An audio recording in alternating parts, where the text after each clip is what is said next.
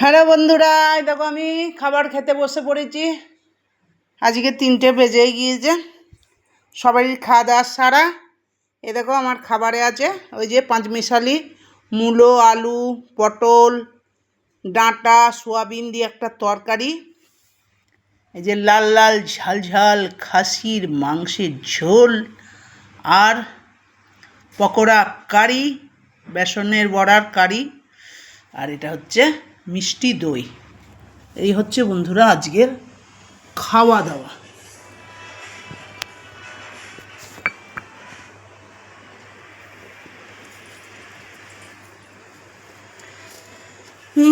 খাই আজকে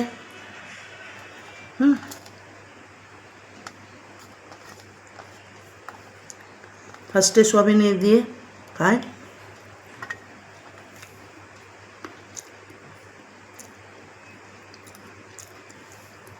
দেখো খাসি একটু নিলাম, একটু আলু নিলাম, একটু ঝোল নিলাম, একটা